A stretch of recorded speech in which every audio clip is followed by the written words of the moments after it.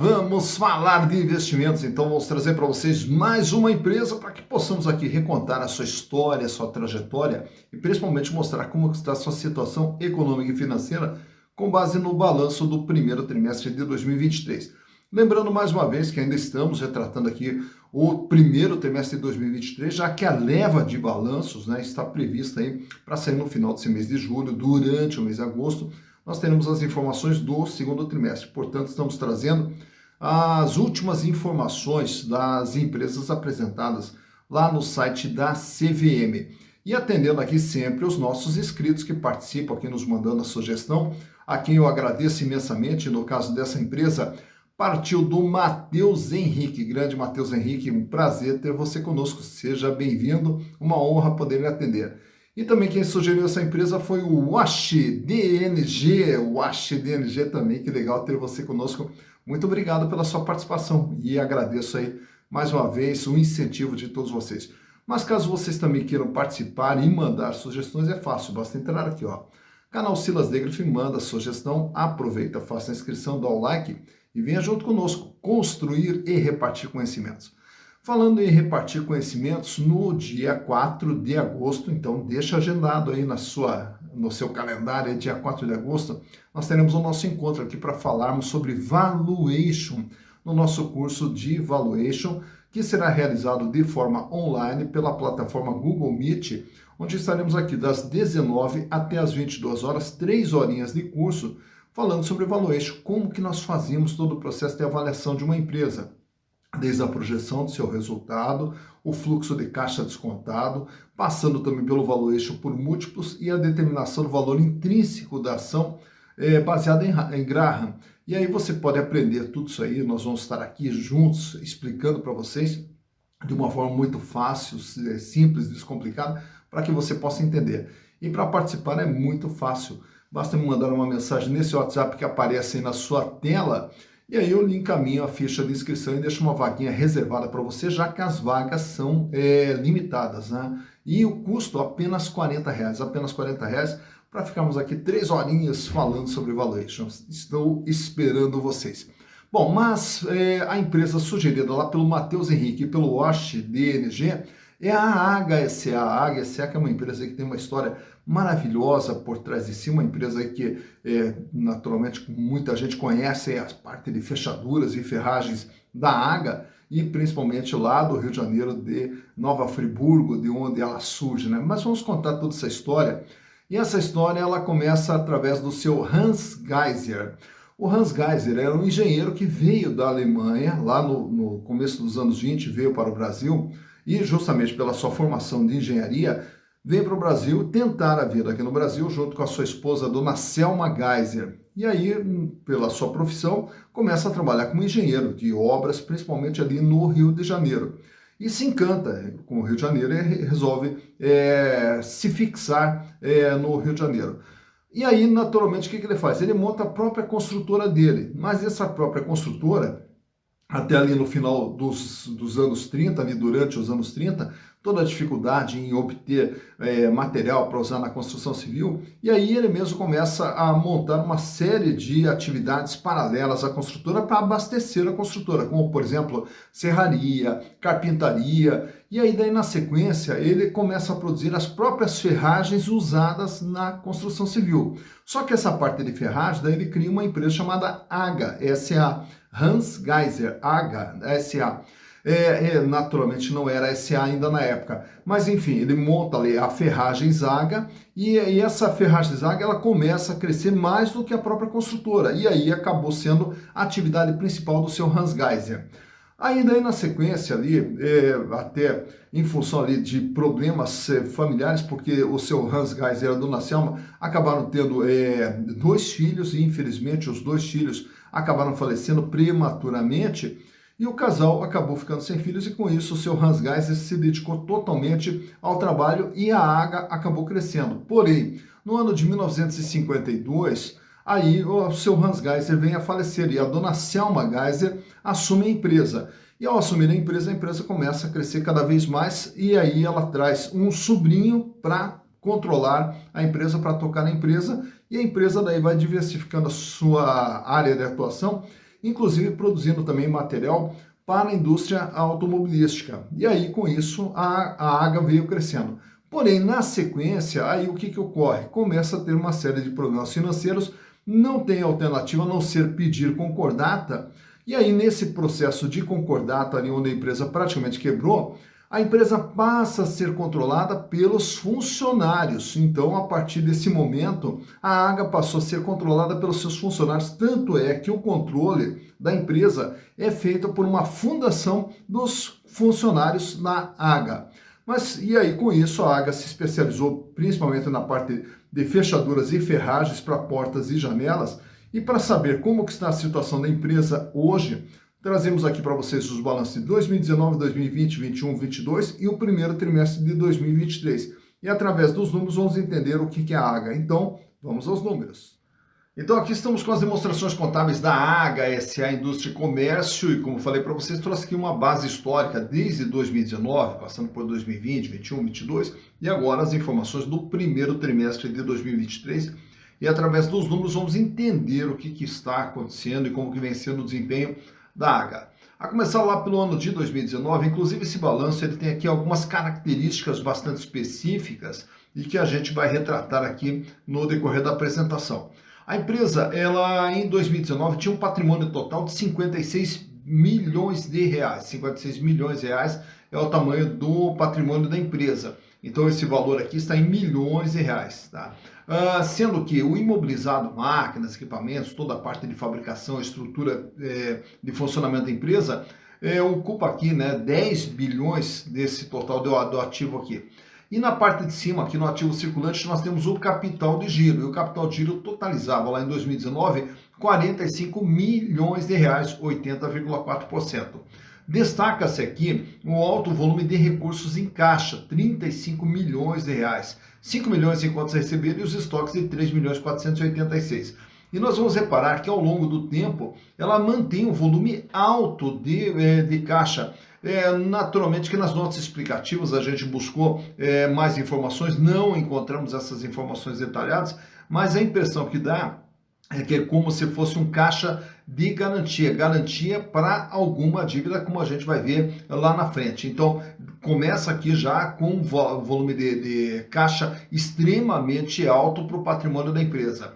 Tanto é que o caixa representa 63% de tudo que tem na empresa. Já em 2020, a empresa agora é de 59 milhões de reais. Repare aqui que não há novos investimentos, mas o que nós temos aqui é um aumento do capital de giro, 49 milhões. O volume de caixa cai para 33 milhões, aumenta o contas a receber para 9 milhões e 200 e aumenta os estoques para 5 milhões e 600. No ano de 2021, a empresa agora é de 60 milhões de reais. E dos 60 milhões de reais, praticamente aqui nós temos uma estabilidade, uma pequena elevação no capital de giro, que fecha agora com 49 milhões e 710, 82,4% do patrimônio da empresa é capital de giro, volta a aumentar aqui o volume de caixa para 37 milhões e 608, o contas a receber diminui para 5,100 e aqui os estoques fecham com 5 milhões e 987 mil. Ao chegar em 2022, uma retração aqui cai para 59 milhões e 270 e desse valor aqui, nós temos aqui uma queda no imobilizado, né? Então, provavelmente aqui são as depreciações lançadas nesse ano, mas o que a gente observa é que não está havendo novos investimentos em máquinas, equipamentos e tudo mais. E o capital de giro fecha com 50 milhões, 38 milhões é a posição de caixa, 5 milhões e 600 o contas a receber e 5 milhões e 400 os estoques. Chegando em março de 2023, a empresa agora diminui para 58 milhões e 939, sendo que o capital de giro, uma pequena redução para 49 milhões 832, o caixa com 38 milhões 453, aumenta o contas a receber para 6.500 e diminui o estoque para 4 milhões e 100. Tá? Então, o que se observa nesse ativo aqui da AGA?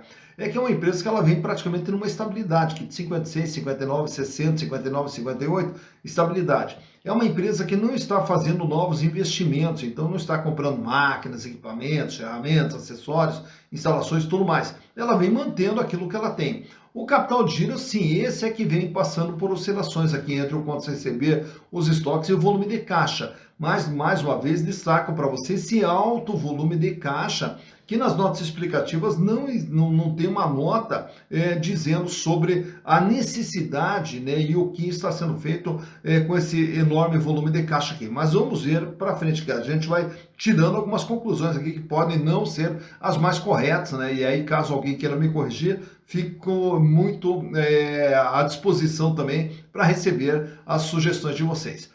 Olhando o passivo aqui, o endividamento da empresa, 131 milhões de reais. Você repara então que todo o patrimônio é de 56 e ela deve 131, ela deve 234% em relação a tudo aquilo que ela tem. Consequentemente, o patrimônio líquido da empresa é negativo, 75 milhões, com prejuízos acumulados que vêm de exercícios anteriores na ordem de 94 milhões de reais.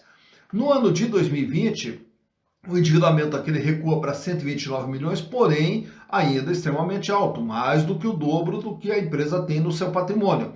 E o PL é negativo em 69 milhões, com os prejuízos acumulados aqui diminuindo para 88. Já no ano de 2021, 122 milhões é o total da dívida, 202%, praticamente o dobro do que ela tem, e o PL é negativo em 61 milhões e o prejuízo acumulados cai para 80 milhões. No ano de 2022, a dívida recua para 115 milhões, 195%, sendo que o PL passa a ser negativo agora com 56 milhões e os prejuízos acumulados caem para 75. E fechando agora março, a dívida praticamente estável com 115 milhões, 195%, quer dizer, 95% maior do que aquilo que ela tem no seu patrimônio, e o PL negativo com 56 milhões, 75.455 de prejuízos acumulados. Então, o que nós chegamos à conclusão aqui? É que esse volume de caixa aqui, ele serve até como uma garantia de dívidas que a empresa possui, até porque uma grande parte dessas dívidas aqui trata-se de refis, né? Então a empresa tem diversos refinanciamentos de tributos federais.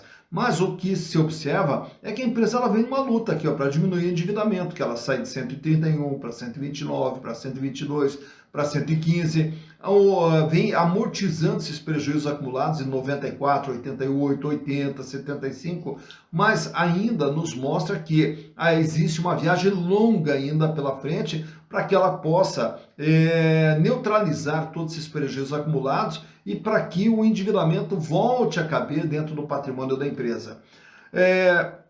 Não vou trazer os gráficos aqui, mas vou trazer apenas os números para que vocês possam entender também, antes dos gráficos lá, antes dos números, vamos ver os resultados produzidos pela AGA.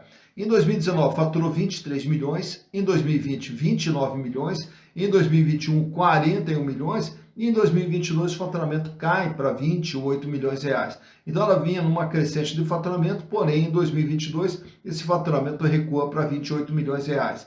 E agora, em 3 meses do ano, acumula 7 milhões 628, o que nos projeta um faturamento próximo de 30 milhões para o ano de 2023. Mais importante do que o faturamento é essa linha de baixo, lucro líquido. 2 milhões 504 era o lucro lá em 2019, 5 milhões 577 o lucro em 2020, 8 milhões o lucro em 2021 e 5 milhões 545 o lucro em 2022. E agora, nos 3 primeiros meses do ano, vem trabalhando aqui com prejuízo de 131 mil reais. Tá? Esse número aqui, ó, 10,6, 18,7, 19,3, 19,7, são as margens produzidas pela empresa. Mais um detalhe que chama atenção no balanço da AGA é que quando nós fazemos aqui, dentro da DRE, isso buscado lá da DRE da própria empresa, ela faturava lá em 2019 23 milhões, tinha um custo de 78%, sobrava 5 milhões e 130, uma margem bruta de 21,8%. Aí ela tem as despesas da operação de 7 milhões e 151, porém, são lançadas outras receitas operacionais que nas notas explicativas também não fazem referência do que se refere essas outras receitas operacionais. Então, grande parte desse lucro, ele vem justamente dessas outras receitas, tanto que o lucro é de 2.500, sendo que das outras receitas veio 6 milhões e 300, 5.500 e das outras receitas 6.600, 8 milhões e das outras receitas 6.600. Então ele vem aqui numa base de 6 milhões e 600, 6.700 de outras receitas operacionais que não são destacadas ou explicadas nas notas explicativas. Mas, enfim, o importante é que no final do ano ela fecha com esses resultados. E agora esse ano vem fechando com um prejuízo de R$ 131 mil, sendo que esse prejuízo aqui, ele é causado aqui pelo aumento do custo, que sai de 71 para 76 para 79, e aqui as outras receitas operacionais aqui também que não estão gerando o valor suficiente para cobrir esse prejuízo acumulado aqui. Então tá aqui os resultados produzidos pela AGA. Como eu falei para vocês, não vou trazer aqui os gráficos, mas só dar uma rápida explanação da situação financeira. Então, coloquei aqui na própria planilha essas informações para que vocês possam também ter uma noção. A liquidez geral, que é a capacidade de pagamento nas dívidas de curto, médio e longo prazo, sai com 0,34, 0,38, 0,41, 0,43, 0,43. Uma estabilidade aqui nesses últimos anos. Para cada R$1 de dívida, que vai vencendo curto, médio e longo prazo, a AGA só tem 0,43, 43 centavos. Quer dizer, ela não tem recurso para pagar toda a sua dívida, como a gente também já observou há pouco ali, devido ao endividamento ser extremamente alto. Mas no dia a dia, ela apresenta aqui capacidade de pagamento, tanto é que o índice sai com 1,93, cai para 1,76, para 1,70, 1,72 e agora sobe para 1,90. Para cada R$1 de dívida que vence no dia a dia, ela dispõe de R$1,90, mostrando que ela tem folga financeira. Mas essa folga financeira ela é provocada principalmente, como a gente mencionou há pouco, aqui ó, por esse alto volume de dinheiro em caixa, né? O endividamento, como a gente viu há pouco no balanço, todo ele sempre acima do 100%, porém numa queda, 234, 217, 202, 195 e agora 195. Então, o endividamento que era mais do que, praticamente 2 vezes maior do que o patrimônio da empresa, pelo menos agora já está chegando aqui 1 vez maior o patrimônio da empresa, então vem diminuindo esse endividamento. As margens, 10,6, que é o quanto que ela ganha líquido e limpo de tudo aquilo que ela gera de receita, sobe para 18,70, sobe para 19,30 e 19,70 nesse ano de 2022. Esse ano, em função do prejuízo que ela vem apresentando no primeiro trimestre, a margem é negativa. A rentabilidade do ativo, 4,45, 9,34, 13,3 e 9,4%. O ganho em relação a todo investimento feito. Essa rentabilidade do PL, essa aqui ela tem que ser desconsiderada porque quando a gente tem aqui um PL negativo, e aí ele tem um lucro, ele dá um número totalmente distorcido, então não dá para se dizer o quanto que o acionista de fato está ganhando. Por quê? Porque o valor patrimonial de uma ação, o valor patrimonial é negativo, né? E isso a gente vai ver até nesses outros indicadores que eu trago para vocês, que também não vou trazer o quadro, mas vou só apresentar aqui. O valor patrimonial dela é negativo, 4,75. Por que negativo? Porque para zerar a empresa, os sócios teriam que colocar recursos. Olha aqui, ó. O PL é negativo. Então, quer dizer, os sócios ainda têm que colocar 75 milhões para não ter nada, para o valor patrimonial da ação ser zero, né? Então, enquanto esse PL for negativo, esse valor patrimonial da ação vai ser negativo. Já o valor de mercado tem, por quanto a ação ela é negociada na bolsa, R$1,31. Consequentemente, esse PVP ele dá um número negativo também. Por quê? É o preço da ação em relação ao valor de mercado, em relação ao valor patrimonial. Como o valor patrimonial é negativo, então esse índice é negativo. Também não há como se interpretar esse número negativo. Já o lucro por ação deu 0,51 centavos. O que quer dizer o lucro por ação? É pegar o lucro que a empresa vem tendo nos últimos 12 meses e dividir pela quantidade de ações, o que daria uma rentabilidade de 38,93% para o acionista. Só que essa rentabilidade aqui, ela não será dividida para os acionistas através de dividendos, porque enquanto a empresa mantiver prejuízos acumulados, e os prejuízos acumulados ainda vão levar muito tempo para desaparecer, então a empresa não pode distribuir dividendos. Tanto é que não tem histórico de distribuição de dividendos da AGA. A relação preço/lucro, hoje uma ação é cotada a 1,31 e a empresa mantendo um ganho de 51 centavos por ação, o acionista levaria 2 anos e meio, entre 2 anos e meio e 3 anos, para ter o retorno dos seus investimentos através dos lucros gerados. Free float, As ações, aqui é PN, as ações PN, elas têm 70% das suas ações negociadas livremente na bolsa, fora da mão dos controladores. As ações ordinárias, aí nós temos um volume bem menor. Lembrando que o detentor do controle da AGA é a Associação dos Funcionários da Empresa. Tag along não tem, né? Quer dizer, não há garantia que se a empresa for vendida, será pago o mesmo valor para os minoritários. E eu quero sacar aqui essa liquidez diária, 69.942. E isso mesmo nas ações PN, que tem um volume alto de ações circulando no mercado. Mas são ações que elas são pouco negociadas. Portanto, para você comprar ação ou para você vender ação da AGA, você vai ter muita dificuldade. Mas o que eu quero trazer para vocês também aqui nesse quadro aqui é como que vem se comportando o valor das ações da AGA nos últimos 5 anos. Começando lá pelo ano de 2018, a ação era cotada a R$ 1,68. E você veja que existe poucas movimentações da ação, né? Então ela vai praticamente numa lateralidade ali até o ano de 2019. Em 2019 ela tem um pico ali, ó. E esse pico ali, o que acontece? Quando você tem alguma movimentação de compra e venda de ações, a ação ela sofre uma oscilação extremamente fora da curva e ela já volta ao seu normal, tá? Aí daí na sequência ela tem mais uma subida ali no comecinho de 2020 e ela já volta para o seu normal de 1,60 a 1,70. Ao entrar em 2021, a ação novamente ela dá uma disparada, chegando a bater lá em 3,80 e já volta para o seu normal ali entre 1,70 e 1,60.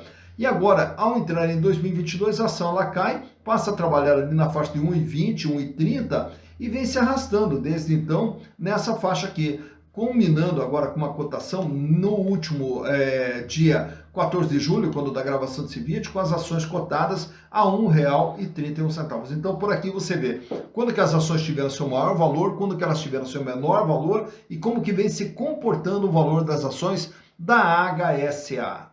Tá, então, mais uma empresa analisada, HSA, que vem lá do Rio de Janeiro para o Brasil todo aí, e hoje é uma empresa que é comandada ali por uma fundação dos funcionários da própria empresa, né? E também, já que falamos do Rio de Janeiro, meu grande abraço para todo mundo aí do Rio de Janeiro, que sempre está conosco aqui no canal. Muito obrigado aí pelo carinho, pelo incentivo de sempre. E quando nós falamos aqui em análise de balanços, qual que é a importância de tudo isso aqui? Porque quando você vai fazer investimentos em ações é entrar de sócio de uma empresa, sócia de uma empresa, e aí naturalmente que o primeiro passo é saber com quem estamos nos associando, que empresa é essa, o que ela faz, de onde ela vem, para onde ela vai. Mas principalmente saber o seguinte, que quando você faz investimentos é para ter retorno, e que o retorno é que faz com que o patrimônio possa crescer. Então nosso primeiro passo é saber o seguinte, a empresa é lucrativa? A empresa ela é uma geradora de lucros ou não? Então é o primeiro passo que a gente tem que ter ali na definição de uma ação. Naturalmente que daí o segundo passo é verificar quais os riscos envolvidos na operação. E os riscos eles estão relacionados à situação financeira, a empresa está sem dinheiro e consequentemente não vai conseguir operar e não vai conseguir gerar resultados. Então é análise da situação financeira. Análise do endividamento, por quê? Porque o endividamento sufoca, o endividamento mata. Então nós temos que analisar em que nível que está o endividamento da empresa. Com isso, nós amenizamos os riscos e vamos ver as potencialidades de retorno através dos lucros da empresa. Por fim, é saber se essa empresa ela está cara ou se ela está barata num determinado momento. Então, é um terceiro passo ali de uma análise. Com esse processo todo, você já tem uma boa noção se vale a pena ou se não vale a pena investir numa empresa. Outro ponto que sempre aqui acabam me mandando comentários, né? Silas, e aí as empresas, eu quero empresas que paguem dividendos, que elas sejam generosas nos dividendos. Em primeiro passo, uma empresa para pagar dividendos, ela tem que ser lucrativa. Então, quer buscar empresa de dividendos, a primeira coisa é buscar empresas que sejam lucrativas. E depois tem um índice chamado payout, onde você vai ver qual é a proporção desses lucros que ela costuma distribuir. E a partir daí você também tem um outro indicador que é o yield da empresa, que é o retorno de caixa, que vai te dizer o seguinte, qual é o percentual do valor da ação que você acaba recebendo em média através da distribuição de dividendos. Então, com essas informações, você consegue escolher as empresas adequadas ao seu perfil. Mas o primeiro passo, sempre a empresa ela tem que ser lucrativa, começa por aí a história. E aí o canal Silas Davis procura te passar todas essas informações para que você possa sempre tomar decisões acertadas, consciente, né, para aos pouquinhos ir construindo também seu patrimônio e lá na frente poder ter uma vida mais digna e uma vida cada vez melhor, que é o que nós desejamos para vocês. Dito isso, bons investimentos para vocês.